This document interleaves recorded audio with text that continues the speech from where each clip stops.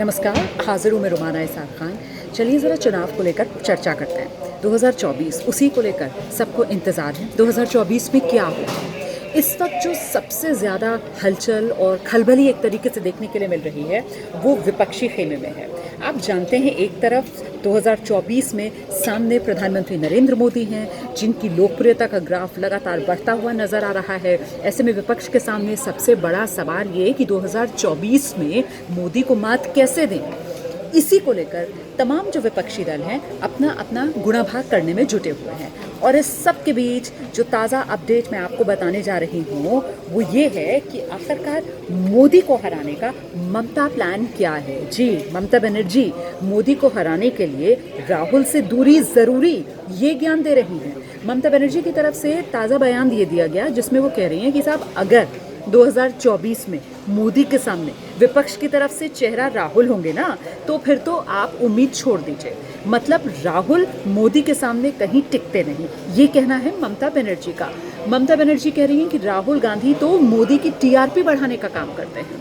तो कुल मिलाकर जो ममता का गेम प्लान है 2024 के लिए, उसमें कांग्रेस कहीं फिट होती हुई नजर नहीं आ रही है। और ऐसे में सुगबुगाहट तेज हो जाती है तीसरे मोर्चे को लेकर, क्योंकि आप जानते हैं अभी हाल ही में समाजवादी पार्टी की जो कार्यकारिणी थी वो पश्चिम बंगाल कोलकाता में ही हुई, जिस दौरान अखिलेश यादव समाजवादी पार्टी के जो मुखिया हैं उनसे ममता बनर्जी की मुलाकात भी हुई। और इस मुलाकात में जो बात हुई उसका अंदाज़ा आप इस बात से लगा सकते हैं कि अखिलेश यादव जब मीडिया के सामने आते हैं तो अखिलेश यादव की तरफ से कहा जाता है कि साहब, जो क्षेत्रीय दल हैं उन्हीं को अहम भूमिका निभानी होगी 2024 में अगर मोदी के रथ को रोकना है। अखिलेश यादव ये कहते हैं कि भगवा ब्रिगेड को रोकने के लिए अपने अपने क्षेत्रों में जो क्षत्रप हैं, जो क्षेत्रीय पार्टियां हैं, उनको जिम्मेदारी निभानी होगी। तो कुल मिलाकर बात अब क्षेत्रीय पार्टियों की आ गई है। और क्षेत्रीय पार्टियां जो हैं वो मुख्य विपक्षी दल कांग्रेस, जो अपने आप को सबसे बड़ा दल इस रूप में मानती आई है कि अगर मोदी को हटाकर सत्ता में आना है तो फिर उस गठबंधन में बिना कांग्रेस के बात नहीं बन सकती है। उस गठबंधन से कांग्रेस को बाहर रखकर एक तस्वीर बनाने की कोशिश जो बाकी दलों की तरफ से हो रही है। अखिलेश यादव, ममता बनर्जी इसी बात का संकेत दे रहे हैं। ऐसे में महत्वपूर्ण ये हो जाता है कि ये गणित कहाँ जाकर रुकेगा, ये समीकरण क्या है जो ममता बनर्जी बनाने की कोशिश कर रही हैं, या जिसका संकेत जो है वो अखिलेश यादव की तरफ से दिया जा रहा है। तो सीधे सीधे लोकसभा सीटों के हिसाब से अगर मैं आपको गणित समझाऊं तो अखिलेश यादव समाजवादी पार्टी, वो दल जिसका उत्तर प्रदेश में जनाधार और पकड़ रही है। और ऐसे में उत्तर प्रदेश जो है वहां से लोकसभा की 80 सीटें आती हैं। इसके अलावा आप बीआरएस को देख लीजिए, बीआरएस जो भारत राष्ट्र समिति है, तेलंगाना, टीआरएस जो पहले दल हुआ करता था उसी का नाम बदलकर बीआरएस हो गया। और इसी के साथ मुख्यमंत्री तेलंगाना के केसीआर, उनकी जो राष्ट्रीय राजनीति में अहम भूमिका निभाने की महत्वाकांक्षा है वो भी सबके सामने आ गई।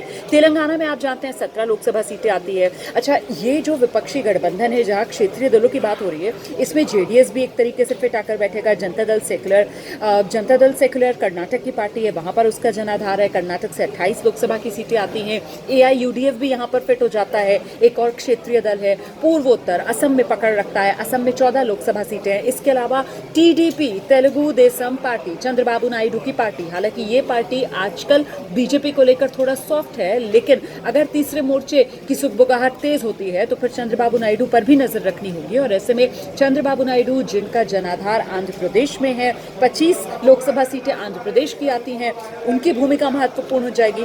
और महत्वपूर्ण आम आदमी पार्टी, आपकी भूमिका भी इस रूप में हो जाएगी कि भाई आम आदमी पार्टी दिल्ली और पंजाब, अब तो दो राज्यों के अंदर उसकी सरकार है, साथ ही गुजरात के अंदर खाता खोलने के बाद राष्ट्रीय पार्टी का दर्जा वो हासिल कर चुकी है। ऐसे में आम आदमी पार्टी दिल्ली और पंजाब का गणित अगर मैं जोड़ूं तो फिर ये सीटें बैठती हैं।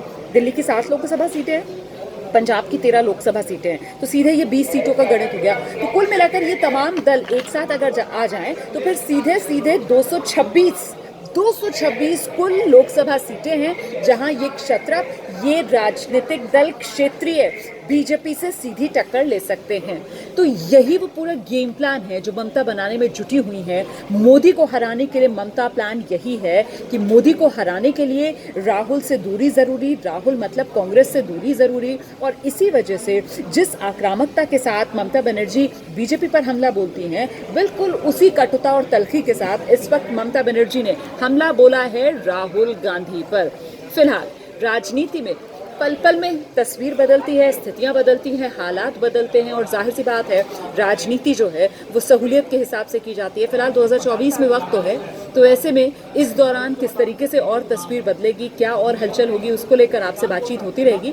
फिलहाल तो विपक्ष का गेम प्लान यही नजर आ रहा है कि जहां जहां विपक्षी पार्टियां मजबूत, वो विपक्षी पार्टियां जो क्षेत्रीय दल के तौर पर अपने अपने इलाकों में मजबूत हैं, वो वहां पर भगवा ब्रिगेड को रोकने का काम करें और चुनाव के बाद देखा जाए फिर जिसकी जैसी भूमिका, उस आधार पर आगे की तस्वीर तय की जाए। तो कम से कम इतना जरूर साफ हो रहा है कि विपक्षी एकता की जो अभी तक बात कही जा रही थी, वैसी कोई तस्वीर फिलहाल बनती हुई नजर नहीं आ रही है।